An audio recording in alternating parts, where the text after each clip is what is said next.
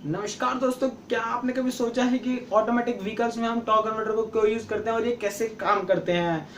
तो इस वीडियो को आप देखते रहे, इन सब सवालों के जवाब आपको इस वीडियो में मिल जाएंगे और टॉर्क कन्वर्टर के बारे में आपको सारी नॉलेज इस वीडियो से मिल जाएगी।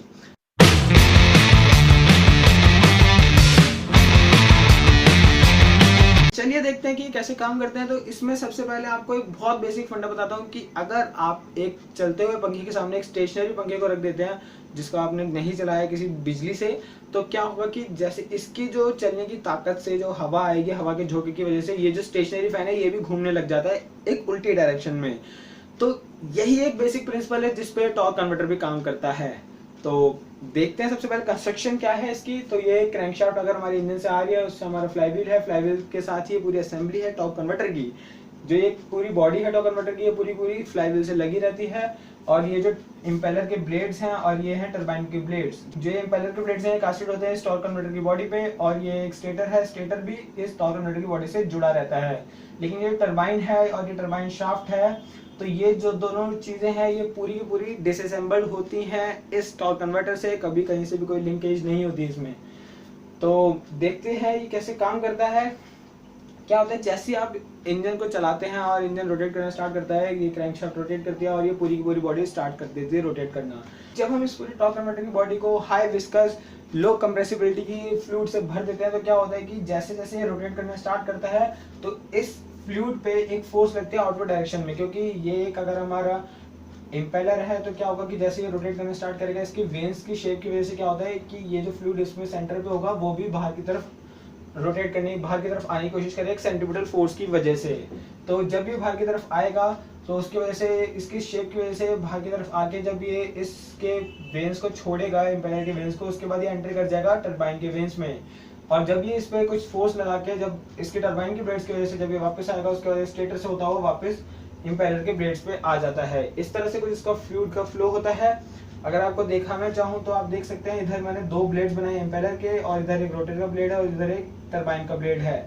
जैसे अगर मैं एक मॉलिक्यूल की बात करूँ तो जैसे ये स्टार्ट करता है रोटेट करना, तो क्या होता है कि यहाँ पे एक मॉलिक्यूल अगर है तो उसको बाहर की तरफ फोर्स एक्सर्ट होती है, तो जिसकी वजह से ये आउटवर्ड डायरेक्शन में मूव करता है। तो ये कुछ इस तरह से मूव करती है, वेन के डायरेक्शन की वजह से इस तरह से मूव करता है और टरबाइन के ब्लेड पे आ जाता है। टरबाइन के ब्लेड पे आने के बाद टरबाइन के ब्लेड की शेप की वजह से पीछे से होता हुआ नीचे की तरफ आते हुए ये रोटर के ब्लेड पे आके टकराता है, जिसकी वजह से जो रोटर का जो ब्लेड है वो अपनी पोजीशन में स्थिर रहता है और रोटर का जो ब्लेड है सिर्फ और सिर्फ इस फ्लूइड के डायरेक्शन देने का काम करता है और इस फ्लूइड को वापस इम्पेलर के ब्लेड पे छोड़ देता है।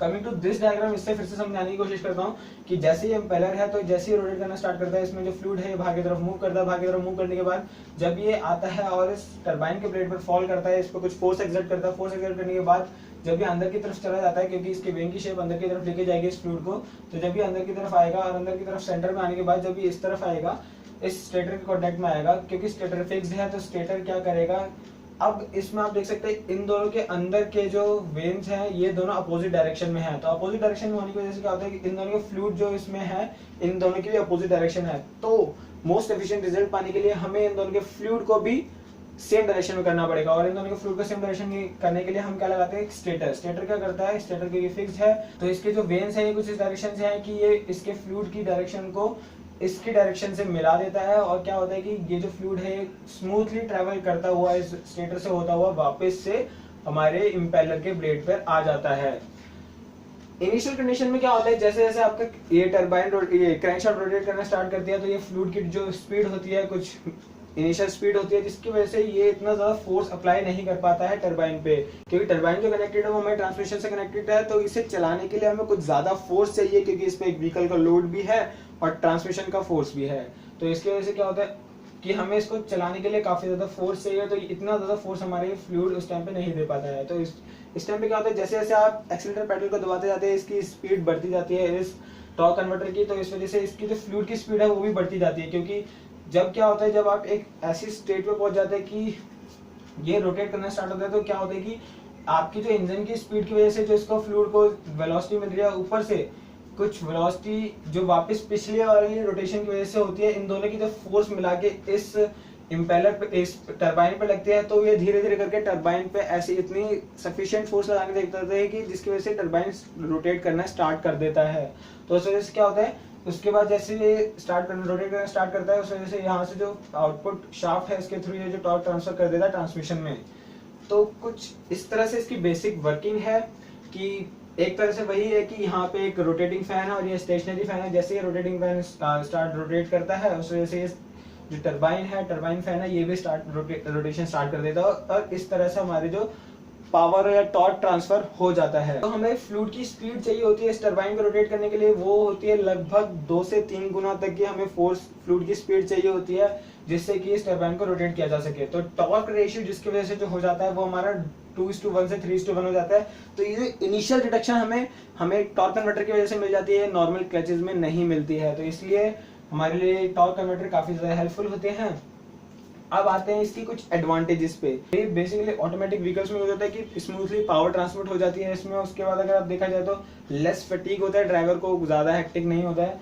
अगर इसकी कुछ एक बहुत बड़ी डिसएडवांटेज पे आते हैं तो इसमें एक पावर लॉस भी होता है। ज्यादा पावर लॉस नहीं होता है, वो काफी कम होता है, लेकिन फिर भी एक पावर लॉस होता है क्योंकि इसमें हम लिक्विड यूज करते हैं और ये दोनों जो हमारे इम्पेलर या फिर टरबाइन है ये दोनों अपने अपने रोटेशन पे अपनी अपनी स्पीड पे रोटेट करते हैं। जिस कोई वीडियो पसंद आई हो तो प्लीज प्लीज प्लीज इसे अपने दोस्तों के साथ शेयर करना ना भूलिएगा। और अगर आपने अभी तक मेरा चैनल सब्सक्राइब नहीं किया तो प्लीज प्लीज प्लीज चैनल को जरूर सब्सक्राइब कर दीजिए और साइड में एक बेल साइन होगा उसे भी जरूर दबा दीजिएगा, जिससे कि आपको मेरी वीडियोस की नोटिफिकेशन बहुत जल्दी मिलती रहे। तो धन्यवाद दोस्तों, मेरी वीडियोस को यूं देखते रहिए और सपोर्ट करते रहिए प्लीज।